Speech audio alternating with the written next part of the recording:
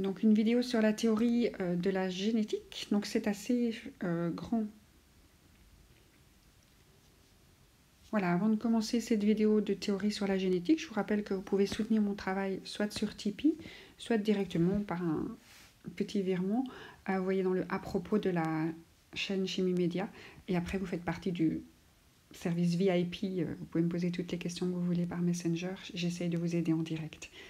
Merci d'avance. Alors pour la génétique, il y a beaucoup de vidéos sur la chaîne Chimie Média et je les ai en fait classées par thème dans un Padlet. Et donc l'adresse du Padlet, elle est disponible juste ici. Je la mettrai en description aussi. Donc qu'est-ce qu'on trouve sur le Padlet? Donc un Padlet, c'est un lien internet. Et donc vous voyez qu'il y a des colonnes qui proposent les différentes vidéos, simplement classées par thème. Donc la répartition de l'ADN au cours du temps dans les divisions mitose-méiose, les monohybridismes de Mendel, des exercices sur le sang, des exercices du dihybridisme avec différentes choses, des sélections de variétés, sur les chaînes liées avec les calculs des gènes de Santi-Morgan. Sur les arbres, il y a beaucoup aussi des analyses d'arbres, sur la synthèse des protéines, sur les mutations, juste une, et sur le test de complémentation. Ça, je crois que ce n'est pas au programme. Donc quand on regarde, pour balayer la théorie en génétique, c'est un peu entre tout ce qui est mitose-méiose et tout ce qui est un peu entre l'évolution. Donc c'est pas facile parfois de saucissonner les chapitres. Et donc on peut regarder tout ce qui est reproduction asexuée et sexuée. Si on a des reproductions asexuées, on va avoir un pourcentage de transmission des gènes de 100%. Donc on va se reproduire à l'identique et tous les gènes vont être transmis aux descendants. Tandis que quand on a une reproduction sexuée, on ne va pouvoir transmettre que 50% de ces gamètes. Chaque fois, on donnera un chromosome sur 2. Alors les reproductions asexuées vont concerner les bactéries qui vont se reproduire par scissiparité. Des unicellulaires eucaryotes comme les levures vont aussi se multiplier par reproduction asexuée. Alors ça peut être des mitoses aussi à partir du zygote, ça c'est des reproductions de cellules. Alors il y a aussi des organismes pluricellulaires qui vont pouvoir se reproduire de manière asexuée, à l'identique, des plantes, des animaux aussi. Donc c'est ce qu'on appelle la fragmentation, le bourgeonnement, la parthénogenèse, tous des types de reproduction où les descendants sont 100% identiques aux parents. Alors qu'est-ce qui se passe au niveau du pourcentage de transmission des gènes ? Quand on est à 50%, chaque gamète reçoit un chromosome de chaque père, un allèle de chaque gène, et donc on va avoir un brassage interchromosomique. Donc en prenant 1 sur 2, toutes les combinaisons de gamètes possibles sont assez élevées. Sur le nombre de paires, on aura 2 exposant ce nombre de paires. Donc si on a 2 paires de chromosomes, ce sera 4 types de gamètes différents selon la répartition des chromosomes. Si on a 23 paires, ce sera 2 exposant 23 combinaison assez impressionnant chez l'homme. Alors il y a aussi le brassage intrachromosomique. Quand on transmet ces gènes, on ne transmet pas spécifiquement des chromosomes entiers qu'on avait reçus de ses parents. On peut réarranger les extrémités et ça se fait par crossing over pendant la méiose 1. Après, c'est pas le tout. On fait déjà un nombre incalculable de gamètes différents, mais comme ils vont aussi se rencontrer au hasard, le nouvel individu unique qui se produit par fécondation, il reçoit aléatoirement 2 moitiés de patrimoine et donc ça multiplie encore par énormément la possibilité d'avoir des frères et sœurs différents. Donc ça, c'est le pourcentage de transmission. L'efficacité de la transmission d'une mutation. Donc s'il y a une mutation qui apparaît chez un individu qui fait une reproduction asexuée, toute sa descendance aura cette mutation. Et donc on aura une mutation qui va s'installer assez rapidement, assez efficacement. Si jamais c'est chez un organisme à reproduction sexuée, il faut que la mutation soit apparue dans les cellules germinales, parce que si c'est dans les cellules du corps qui ne servent pas à faire les gamètes, ce n'est pas transmis à la descendance. Donc la personne peut avoir une maladie génétique apparue, un cancer ou des prédispositions qui ne sera pas transmise. Et si jamais c'est dans les cellules germinales, donc si la mutation a eu lieu dans les ovaires, dans les testicules, il n'y a pas encore 100% de chance de transmettre cette mutation. Il n'y aura qu'une chance sur 2 puisque on donne un des 2 allèles de chaque gène. Alors la rapidité de reproduction, donc quand on a une reproduction asexuée, ça va dépendre des conditions de vie, la quantité de nourriture disponible, tandis que si on est à une reproduction sexuée, il va falloir avoir de bonnes conditions de vie. Il faut aussi rencontrer un partenaire. Et pas dans chaque cas. Parfois, il y a des autofécondations. Mais donc la recherche de ce partenaire peut demander beaucoup d'énergie. Voilà. Donc il faut un partenaire si on a des sexes séparés ou si on a les deux mêmes sexes mais qu'il n'y a pas d'autofécondation. Et il n'y a pas de recherche de partenaire si on a les deux sexes chez un même individu, l'hermaphrodisme, et qu'on peut avoir une autofécondation. Voilà, alors un peu de vocabulaire. Quand on parle d'un allèle, c'est la variante d'un gène. Et parfois, on a des allèles sauvages qui sont des allèles ancestraux bien présents dans la population et des allèles mutants qui sont apparus, dérivés, après une ou plusieurs mutations de l'ADN. Et donc, il y en aura dans certains descendants du mutant avec une certaine probabilité de transmission.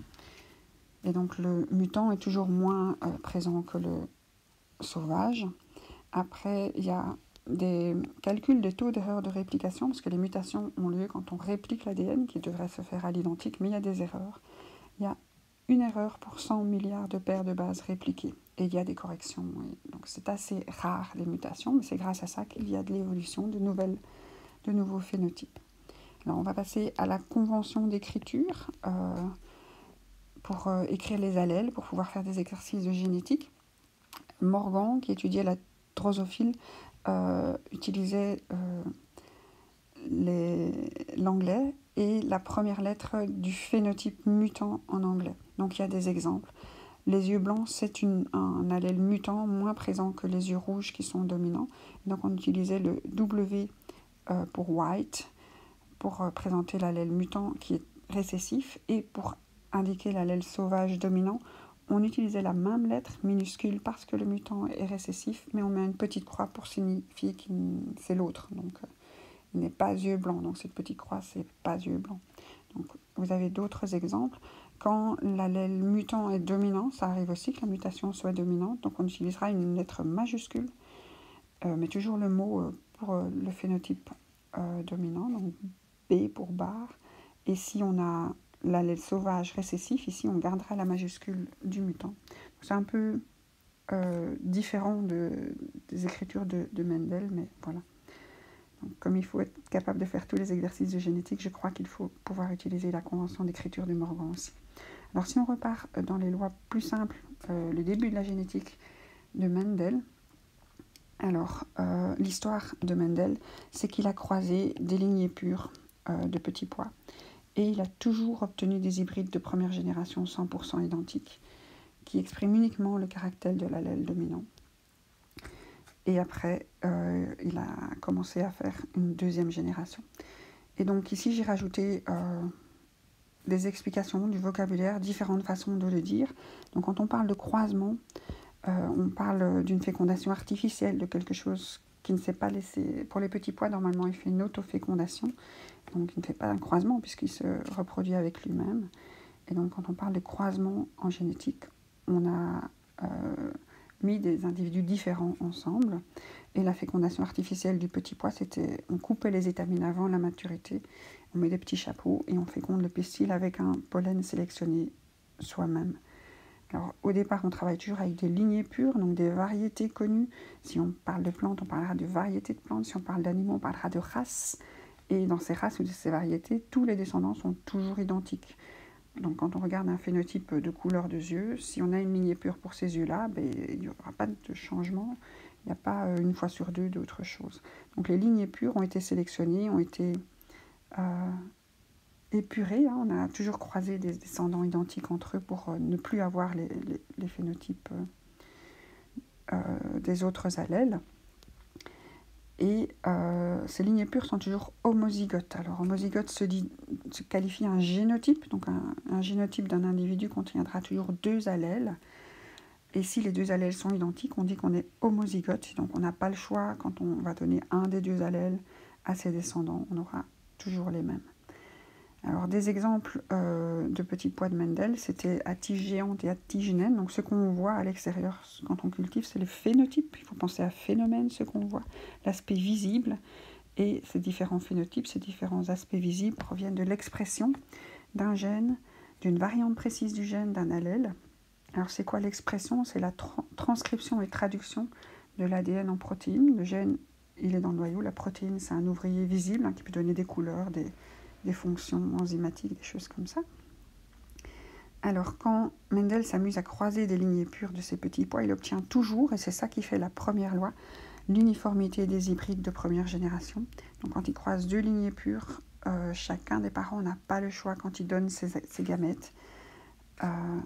Donc, les parents sont homozygotes et donc ils transmettent toujours le même allèle.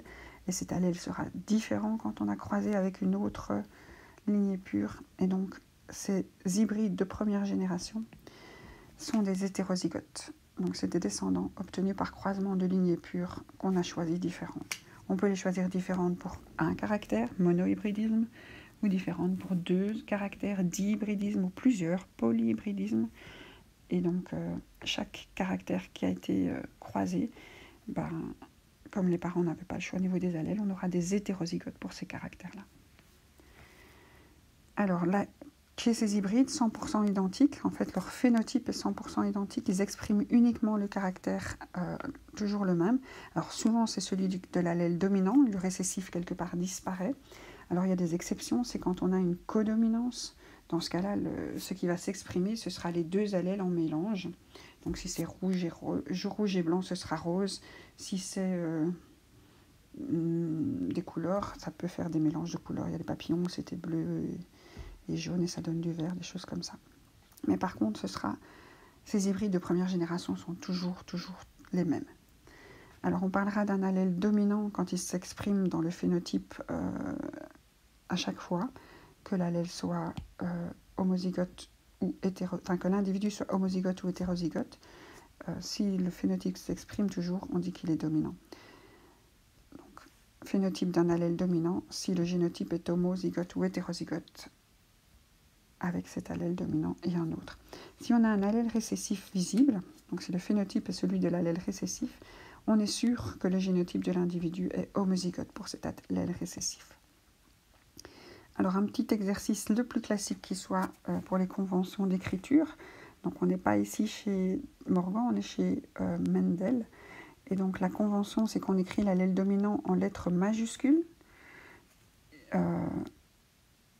Lettres majuscules du mot décrivant le phénotype dominant. Donc si c'est tige géante, on utilisera le G pour géant, majuscule parce qu'il est dominant. Et donc la tige naine, qui est le caractère récessif de l'autre allèle, qui ne s'exprime pas à côté du dominant, on va utiliser normalement la même petite lettre, mais parfois pour faciliter les choses, on peut aussi utiliser le petit n. Mais la vraie convention, c'est d'utiliser la même lettre en minuscule. Voilà. Alors, on va parler de F1, donc ça c'est la première génération, les hybrides de première génération. Quand on parlera de F2, c'est quand on s'amuse à obtenir une deuxième génération en laissant s'auto-féconder les hybrides de première génération. Donc une deuxième génération, ce sera toujours deux hétérozygotes croisés ensemble. Et la deuxième loi de Mendel concerne cette F2. Il parle de la disjonction des allèles ou la ségrégation des caractères dans la génération F2. C'est quelque part la réapparition du récessif. Alors comment est-ce que le récessif peut apparaître? Comment est-ce que l'individu peut réexprimer la même chose que le parent qui avait vu son phénotype disparaître? Mais c'est parce qu'en fait, il y a séparation des allèles. Donc les hétérozygotes, ils donnent un des deux. Donc il y a ségrégation, séparation, disjonction des allèles. Et donc dans le gamète, on en a un ou l'autre, et pas un mélange, une recombinaison différente, des choses comme ça. Et donc ça, c'est la deuxième loi. Donc il observe en F2 une réapparition du caractère récessif. Alors les pourcentages sont importants. On peut parler en pourcent ou en quart ici, puisque comme il y a deux possibilités pour les allèles chez un des individus hétérozygotes par an, et deux possibilités pour les allèles des gamètes. Donc quand le gamète reçoit un des deux allèles, il y a deux possibilités. Donc ici on a les gamètes, une lettre par caractère, et il y a deux possibilités. Donc quand on a une fécondation entre un ovule, un spermatozoïde ou un pollen, il y a un ovule dans le pistil, on a à nouveau les recombinaisons. Et donc deux possibilités fois deux possibilités, ça fait 4 nouveaux individus formés. Donc il y a 4 cases qui valent chacune un quart des possibilités. Et donc on voit que au niveau des génotypes, on a 25% à chaque fois des lignées pures reformées, et il reste encore 50% de ces fameux hétérozygotes qui sont identiques au F1. Et la réapparition des caractères récessifs se fait toujours pour un quart. 3/4 sont toujours le même phénotype dominant que la F1 et un petit quart vient remontrer le caractère récessif. Donc ça, c'est les deux lois de Mendel.